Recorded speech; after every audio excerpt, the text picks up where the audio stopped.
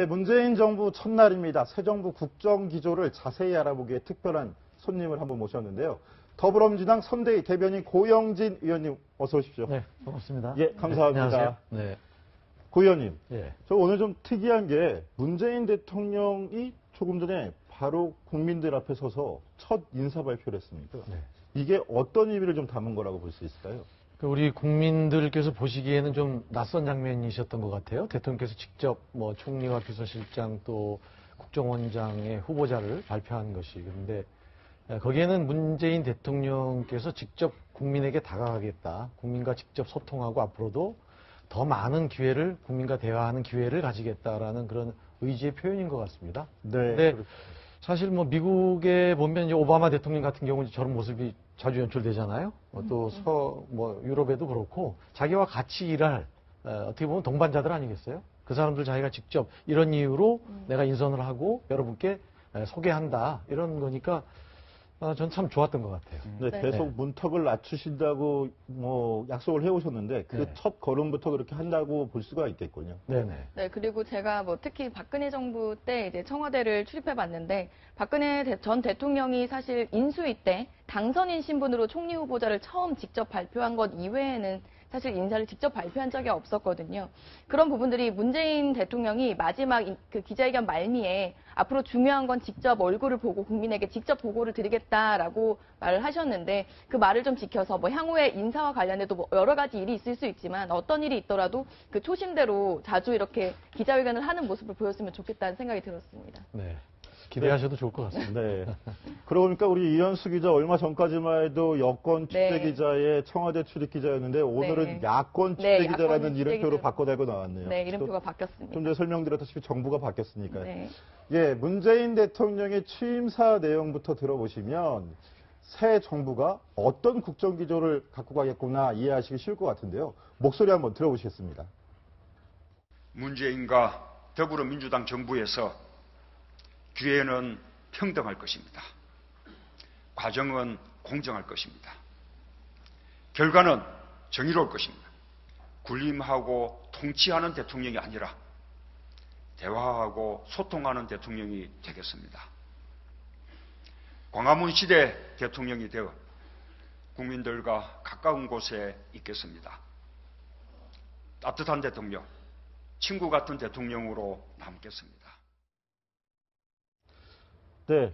하루아침에 여권 취재 기자가 된 최석호 기자가 보기에 오늘 대통령 취임사 중에 가장 눈에 띄는 대목은 뭐였습니까? 예, 저는 국민과 가까운 곳에 있겠다. 그리고 친구 같은 대통령이 되겠다. 이 단어가 가장 눈에 띄었습니다. 사실 이 전 정권이죠. 박근혜 전 대통령 하면 무엇이 떠오르십니까? 불통이다. 불통의 이미지가 떠오르지 않습니까? 아까 이현수 기자 말했듯이 정부가 바뀌었다고 너무 확 이렇게 저는 그런 얘기를 계속 해왔습니다. 이현수 기자 말했다시피 정론관에 와서 기자회견을 안 했을 뿐만 아니라 어떤 국민들과의 소통이 부족했던 문제점이 계속 지적이 되어 왔는데 이제는 문재인 시대에 좀 더 국민과 함께할 수 있는 그러한 대통령이 됐으면 좋겠다. 이러한 바람을 가져봅니다. 최 기자 얘기했던 것 같이 불통, 저는 이런 이미지보다도 딱 단적으로 차이가 나는 대목이 생각나는 게 박근혜 대통령이 지난해 10월에 국정농단 사건 처음 벌어졌을 때 첫 번째 대국민 기자회견 나와가지고 기자들 질문을 안 받았잖아요. 그리고 자기 하고 싶은 얘기만 하고 돌아갔는데 오늘 문재인 대통령 같은 경우에는 첫 인사 발표부터 자기 입으로 직접 했다는 게 좀 굉장히 인상적인 것 같아요. 근데 대변인님, 네. 오늘 질문을 안 받으셨습니다. 네, 그 소개하고 네. 나머지는 당사자한테 필요한 걸 질문해라. 네. 내가 이렇게 인선하게 된 배경은 이런 것인데 뭐 격의 없이 대화를 나눠봐라. 그렇게 자리를 열어준 거죠. 그것도 하나의 소통의 방법인 것 같아요. 책임 총리제 그 부분도 강조한 포인트가 또 그게 아닌가라는 생각이 들어요. 총리가 어차피 인선에 대해서 제청권을 갖고 있으니까 네네. 그런 부분을 강조하신 게 아닌가라는 생각도 그런 들어요. 면도 있죠, 당연히. 네. 네. 자, 강병규 기자. 네. 오늘 취임사에서 또 특히 눈에 띄는 대목들, 단어들이 있다고 그러는데 어떤 건지 한번 정리를 해 주시죠. 네, 취임사 간략하게 정리해드리겠습니다. 큰 화면으로 설명해드리겠는데요. 네, 이게 박근혜 전 대통령과 문재인 대통령의 그 취임사를 좀 숫자로 비교를 해봤습니다. 이게 보니까요, 좀 보이시는 부분이 단어의 성격이 좀 다릅니다. 박근혜 전 대통령은 국민, 행복, 경제, 문화 이런 걸 강조했는데 비해서 문재인 대통령은 대통령, 국민, 대한민국과 나라를 이렇게 강조를 했거든요. 그러니까 이 말은 뭐냐면 지금 현재 진정한 대통령의 의미가 좀 상실된 시대다. 또 어떤 통합의 면모, 그러면서 우리나라 국권이 지킬 수 있는 그런 가치가 좀 상실된 거 아니냐. 이것을 복구해야 된다라는 하나의 메시지를 전달한 것 아니냐라고 분석을 할 수 있습니다. 네, 우리 강병규 기자 그렇게 분석을 했는데 고용진 의원님 동의하십니까? 뭐 당연히 동의하죠. 그런데 저는 그렇게 봐요. 이번 선거가 어떻게 이루어졌는가. 결국은 초유의 대통령 파면, 탄핵, 구속 이게 나라냐 하는 탄식 그거를 결국 심판한 선거. 고로 문재인 대통령은 그러한 나라냐 하는 이런 탄식을 나라다운 나라로 바꾸고 싶다. 국민하고 소통 안에서 벌어진 이 농단 사태를 이제 더 이상 국민들께 보여주지 않아야 되겠다. 그렇게 새로운 대한민국을 만들어야 되겠다. 국민과 대통령과의 관계를 바꾸겠다. 그러다 보니까 아마 지금 리포트 하신 대로 대통령이 32번, 국민이 27번 이렇게 들어간 거 아닌가. 네. 우리가 그 새 정부가 들어오면서 좀 바뀐 좀 이색적인 장면들을 다시 되짚어보고 있는데요. 네. 저는 이 장면도 좀 이색적이었어요. 오늘 국회에서 20분 동안 취임식을 짧게 하시는데 그 자리에 적이자 패장이었던 유승민 의원이 참석한 모습이었거든요. 이현수 기자, 네. 유승민 의원 그 전담 취재 담당이었는데 네. 어떻게 보셨어요? 네, 유승민 의원 이제 뭐 사실 국회의원 신분이기 때문에 국회에서 열리는 취임선서, 최 대통령이 취임선서에 참석하는 건 어떻게 보면 당연한데요. 뭐 오늘 사실 뭐 안철수 전 후보도 모습을 드러냈고 사실 그 다음날 대선이 이뤄진 다음날 패자들은 두문불출하기가 일상이었는데 이제 국회의원 신분을 갖고 있는 상태에서 특히 유승민 의원 같은 경우는 SNS상에 글도 올렸습니다. 이번에 함께 힘을 얻은 그런 소신 있는 보수를 계속 이어가겠다라고 이야기를 한 건데요. 바른정당이 지금 현재 원내 교섭단체 직위를 유지하고 있기 때문에 아마 향후 국회 협조 대상인 야당에 속해 있고 그래서 향후 이제 국정에 협력도 하고 견제도 하겠다 그런 메시지를 주는 행보가 아닌가 싶습니다. 네, 그렇군요.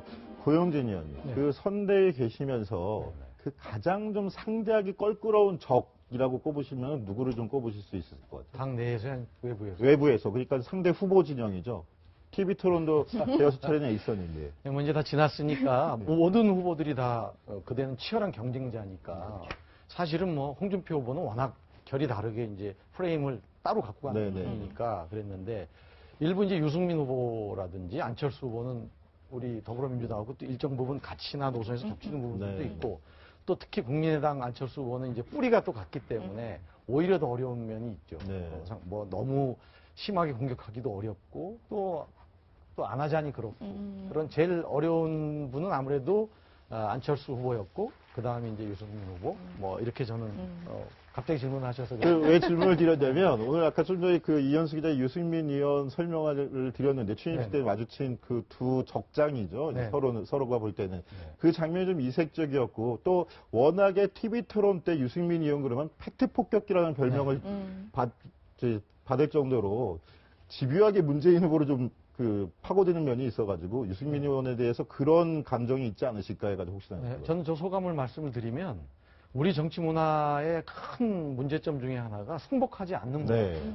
당내 경선 이후에도 갈등, 본선 대선 이후에도 서로 인정하지 않는 문화 때문에 나라가 굉장히 어려웠었거든요. 그런데 이번에는 희한하게 더불어민주당에서도 경선 이후에 아무런 잡음이 없었고 네. 대선 이번에 본선 끝난 이후에 안철수 후보의 승복 발언, 홍준표 후보의 승복 발언 더 나아가가지고 우리 유승민 후보께서 저렇게 직접 나오신 모습은 향후 우리 정치 문화를 바꿔나가는데 굉장히 하나의 계기가 될 것 같고 굉장히 멋있는 모습이다. 저는 그렇게 아주 호평을 해드리고 싶네요. 네. 저도 좀 그런 다 바뀐 모습들이 보기가 좋아가지고 저희도 얘기를 나누고 있는 건데요. 또 제가 한 가지 또 기대를 거는 건 문재인 대통령이 문턱을 낮추겠다고 계속 강조를 하셨어요. 그리고 오늘 국회에서 취임식을 마치고 청와대까지 가는 동안에 물론 교통통제는 됐지만 자연스럽게 차량 바깥으로 손을 내밀고 시민들과 그 호흡하려는 모습이 좀 눈에 띄었는데 제가 왜 또 이 말씀을 드리냐면 그 차량이 또 특이한 차량이고 움직이는 집무실이라고까지 불린다는데 강병규 기자 한번 짚어줘 보시죠. 네, 오늘이 뭐 날이다 보니까 뭐 전격 해부를 좀 해보는 시간을 갖도록 하겠습니다. 먼저 그 영상을 보시면 그 취임식장에서 나타난 차량들 뭐 이런 대통령은 어떤 차를 타는가에 대한 좀 호기심이 들 수도 있는데요. 우선 그 문재인 대통령이 홍은동에서 현충원으로 갔을 때는 메르세데스사가 만든 그런 외제차를 이용을 했습니다. 하지만 취임 선서를 하고 청와대로 이동할 때 이렇게 반갑게 시민들한테 손을 흔들어줬던 그 순간에는 현 에쿠스라는 차량을 통해 이렇게 손을 흔들었습니다. 사실 이 대통령이 타는 차량에 대해서는 여러 가지 좀 기능이 있는데 당연히 반탄 기능, 우수한 방탄 기능 이 있고요. 또 화생방 공격에 대비할 수 있게끔 뭐 공기를 정화하는 그런 기능도 있고 통신 시설도 있고 또 가까운 데서 폭약이 15kg짜리가 터져도 막아낼 수 있거나 이런 소총의 사격도 막아낼 수 있는 다양한 기능이 있다고 전해지고 있습니다. 저 일반인들은 살 수 없는 차량이죠. 사실상 그렇습니다. 굉장히 비싸서라도 못 살 것 같은데요.